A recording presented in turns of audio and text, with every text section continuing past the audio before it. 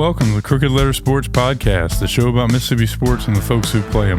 I'm Tyler Cleveland, joined as always by my co-host and dad, Rick Cleveland of Mississippi Today fame. Dad, how are you doing this morning? Doing fine. I wish the weather was a little bit better, but it's Mississippi and it's April and it's going to rain. Well, we've been so lucky so far this spring. We've had some fantastic weather outside of a couple of rough spots.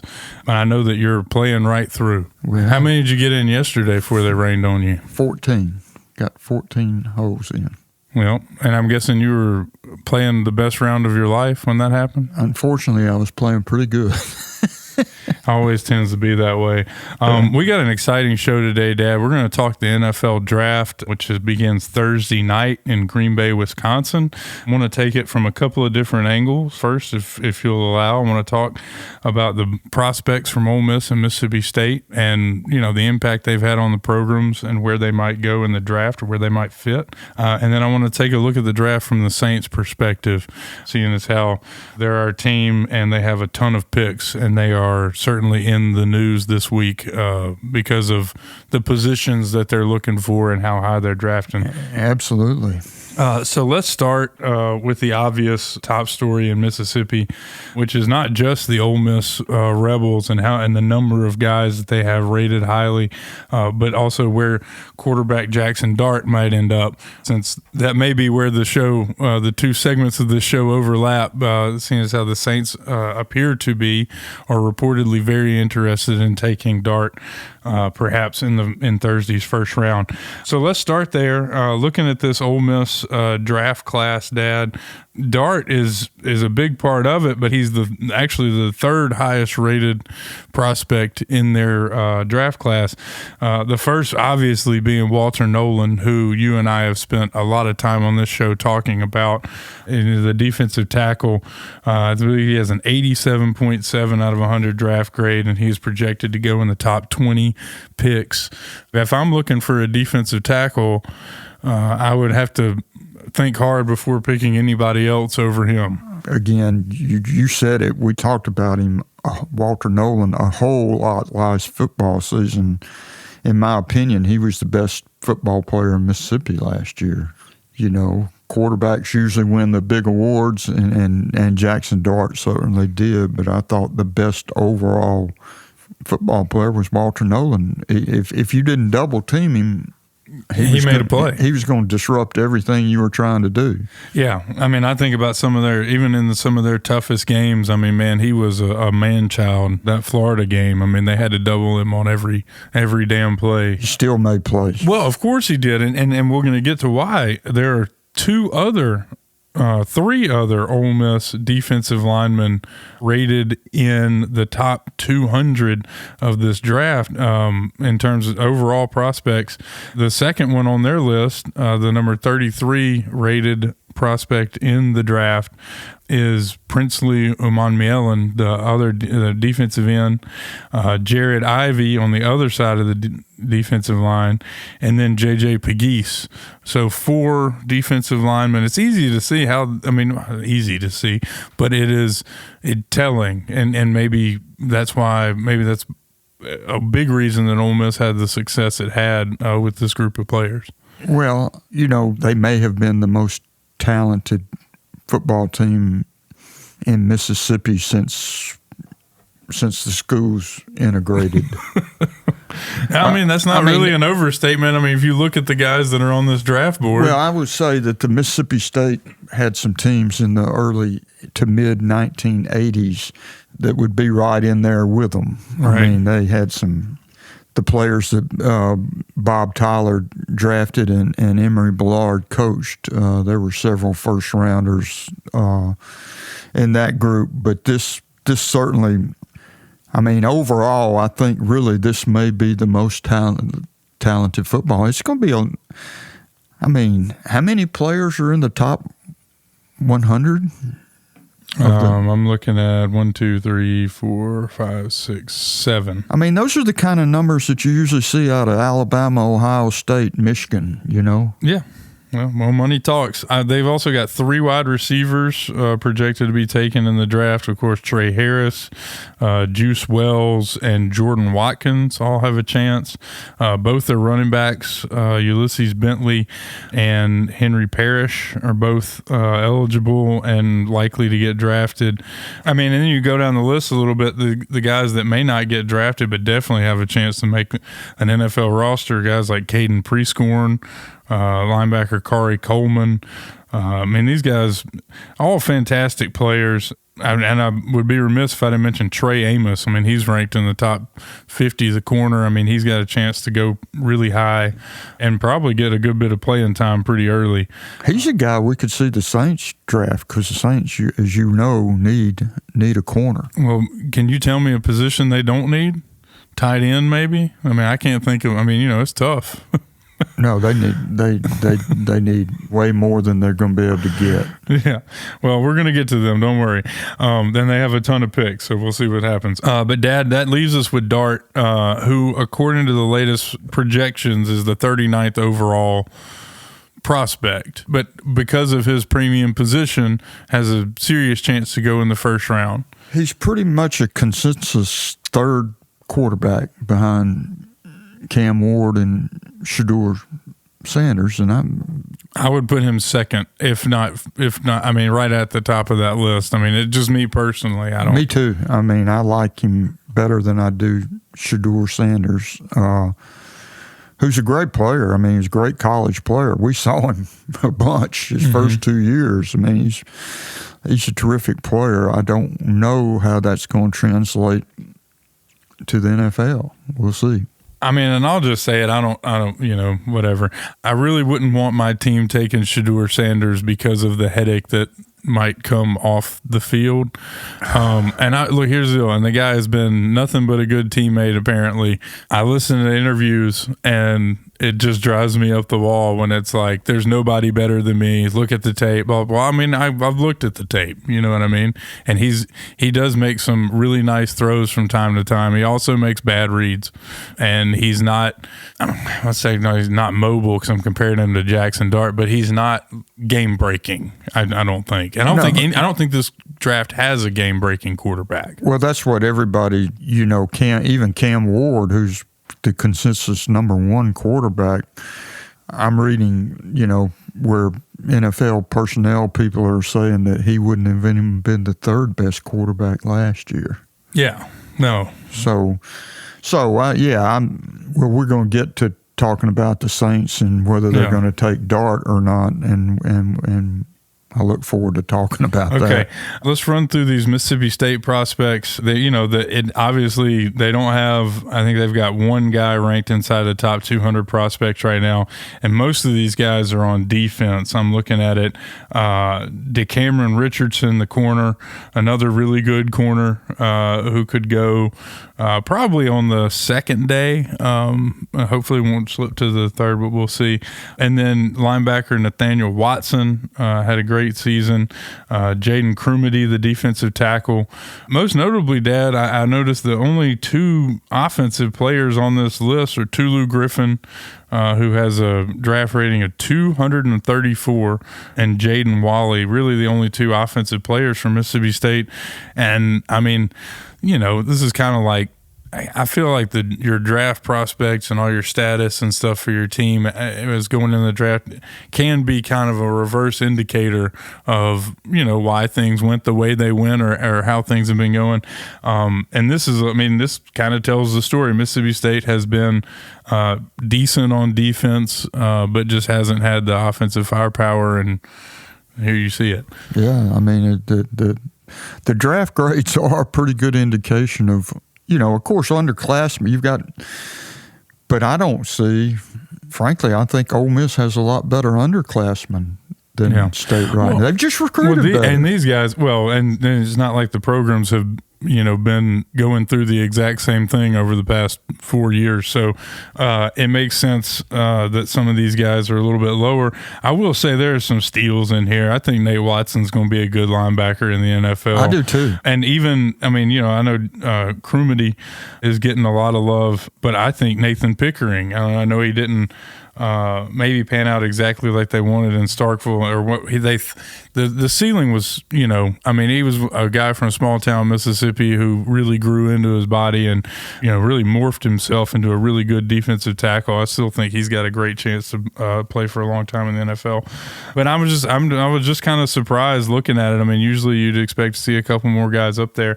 And while we're on that subject, we have to talk about Southern Miss. They do not have a player with a draft grade right now. So I was just going to, I'll just open the floor to you. Last year, I think Frank Gore signed under, undrafted free agent with the Bills. I know Jason Brownlee's still on an NFL practice squad somewhere. But, man, the years are starting to kind of pile up without any Southern Miss players entering the NFL. Yeah, and it shows, again, it shows up in their record. What were they, 1-11? Yeah. Yeah. I know, but you would think they'd have just one guy, or whatever. It's weird how they haven't. I guess none of the guys reached that projection that they originally had. Because when Southern Miss recruited these guys, whether it was Will Hall or whoever, that they expected to develop them into guys that could play in the NFL. Didn't happen. And that's Rick's take. All right, Dad. So let's talk about this Saints draft. We have arrived. The Saints are going to pick, unless barring any trades, they're going to take a player with the number 9 overall pick in the first round Thursday night. Then you look at it on down the line, they've got the number 40 pick in the second round, number 71 in the third round, also the number 93 in the third round. That one's from Washington. And then they have 5 picks in the 4th through 7th round, 2 in the 4th, 1 in the 6th, 2 in the 7th. And people act like those 7th round picks aren't worth anything. They need every opportunity they can to get good players. Well, if you look at the teams that Sean Payton, the teams that were among the NFL elite teams a few years ago, there were a lot of 5th, 6th, and 7th rounders who played huge roles on those teams. A lot of hits after the third round for the Saints in that period. Absolutely. Yes, and it's been a while since they've had a draft like that. Just throwing it out there. Really they've had a couple of high profile busts in the first and second rounds here lately that they really can't afford to get that number 9 pick wrong or do the wrong thing with it, the way things are going right now. Well, just look at the offensive tackle position. They've drafted really high. They've used high picks to get offensive tackles. I got news for you, buddy. They're probably going to use another one Thursday night. Well, that's because they hadn't done well on the first couple. Yeah. So, I think I fully expect them to take an offensive tackle in the first round. And a lot of people, I see mock drafts every day that are saying it'll be Jaxson Dart with that number 9 pick. I don't think so. At this point, I think just the way things are going into this, I feel like that is going to be an offensive lineman. And if they really do want Jaxson Dart as bad as everyone is reporting, that they'll have to move up from that number 40 spot to get him. Yes. I agree with that totally. I think the one thing that you could see other than an offensive tackle is an edge rusher, because there are so many really highly rated edge rushers, and they need one. Yeah, well, they desperately need one. Cam Jordan is not getting any younger and has not registered but a handful of sacks in the past 2 seasons. But if you ask me to take a wild guess, which is what it is, right, I would guess, and I can't think of his name right now, the offensive tackle from Texas. Yeah, the big guy. Yeah, he's a really solid player. You look at him and the one thing you can say, this guy won't be a bust. Right. Well, we've said that about a couple of guys now. I'm just throwing it out there. I think that if I am the Saints, my priority has got to be offensive line, defensive line, And, there's a part of me that wants them to move up to take Dart. Right. In the first round. In the first round. Because the second round pick. Right. They have to move up from the second round to get Jaxson Dart, likely in the first round. There's a part of me that wants to see that happen. I would love to see what they're going to give up to get it, because as much as I enjoy watching Jaxson Dart play, and it would be cool to have that connection, that's not their top position of need right now. It is a position of need. It is a position of need, but it does not matter if you have Joe Montana back there if you cannot run the ball at all and you can't give them time to operate or have anybody to throw it to. I mean, this is it's a compounding problem. Tyler, I'm hearing rumors that are somewhat credible that Derek Carr's injury is not that bad. Yeah. That he really just kind of wants out of New Orleans. Well, if he keeps it up, the feeling will be mutual. That's all I'm saying. There's already half the fan base is ready to move on. So, and I wouldn't blame him for wanting out. It has not gone well, but yeah, a lot of that is because he can't stay on the damn field. And he would tell you probably that the reason he can't stay on the field is because he can't get any protection. But yeah. Anyway, they do need a quarterback. I'm just not sure that the answer is this draft, because it's not at all a strong draft for quarterbacks. And next year is projected to be a huge year for quarterbacks. Well, there's one. Right, that everybody's going to want. Yeah, no, but and here's the deal: is as we talked about, I think we talked about it was the last week or the week before, that seriously consider tanking for Arch. You don't ever want to lose a game on purpose, but the team they're going to put on the field, barring some major changes, is probably not going to win the Super Bowl next year. Yeah, I think that part of their thinking is that there's not, other than possibly Cam Ward, there's not a guy that's going to be that much better than Spencer Rattler. Long term, or next year. Yeah, because I thought Rattler had some flashes, but if you think he's the guy that's going to take the Saints, I don't. Yeah. So what would you do? Let's say you're Mickey Loomis, you're the GM. Would you take an offensive lineman with the first pick? Yes. Would you trade up to get a quarterback with that second pick? It depends on what you have to give up. If you can trade the pick number 40 to move up and get, say, Jaxson Dart in the late 20s, and you don't have to give up but maybe a fifth and a fourth or something like that. Well, they had the extra. They got some from the trade they made with Washington. They traded the corner, Lattimore.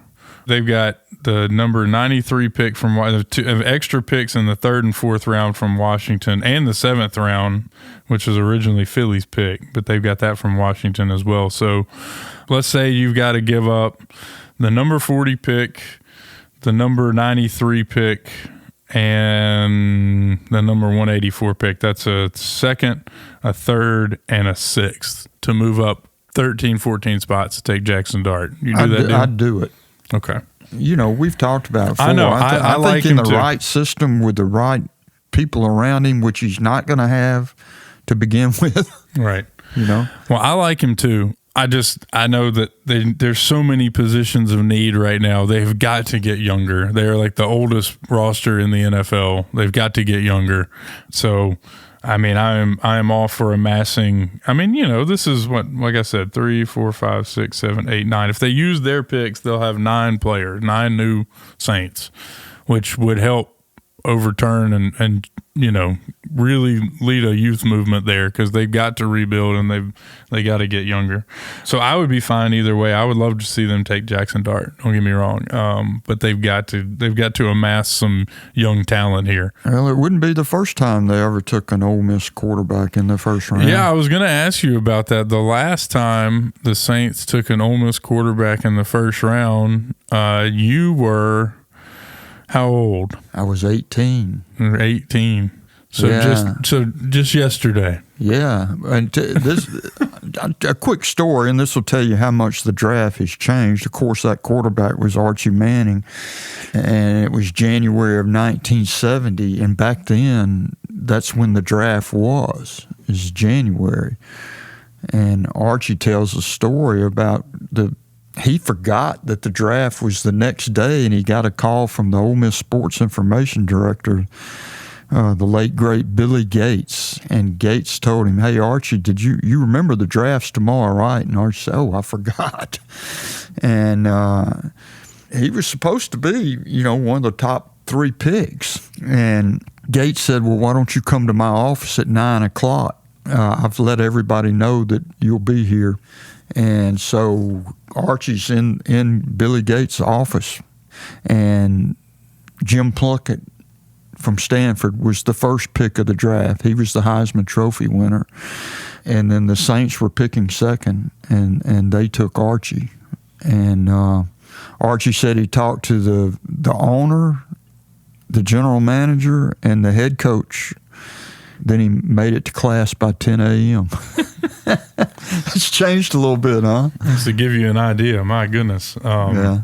Now, Thursday night's event will not be that laid back. It'll be it's a whole production. I want to get your take on that. I mean, so for me, I love to see who gets taken where and all that. The waiting, especially during the first round with the extent, they do the first round by itself, and it just seems to take forever. I don't watch it. Yeah. I'll probably watch it this year just because of the Ole Miss connection. We got so many Mississippi players that could go. I probably will. I understand that Dart's not going. Yeah. Well, I know. Well, I wouldn't if I was him. Any quarterback prospect, unless you're going to get taken in those, the first round, I don't know that I would show up. I know what you're looking forward to the most is listening to the talking heads. Oh, Mel Kiper and don't get me started. Todd McShay, and come on. If you go back over the years and look at Kiper's projections and what happens, you will realize just what a farce it is. How about my favorite was I saw this morning it was like a throwback to when he said that if Jimmy Clausen wasn't a highly successful quarterback in the NFL, that he would retire. Jimmy Clausen is now like 1-13 as a starter, and Mel should have retired. I think we should hold him to it. Well, so it's a dirty job, but somebody's got to do it. Yeah. Well, Dad, that about does it for this week. Anything else on your radar coming up? I know we got some college baseball really heating up. We're getting right down to it, and the next month's going to be really interesting with Mississippi. You still got 3 teams that I think Ole Miss right now is in line to host, and Southern and Mississippi State look like 2 or 3 seeds. Yeah, which is really. It's not like that's normal. I mean, having not down years, but struggling a little bit here in the dog days of spring. Well, like I say, the next month's going to be really interesting.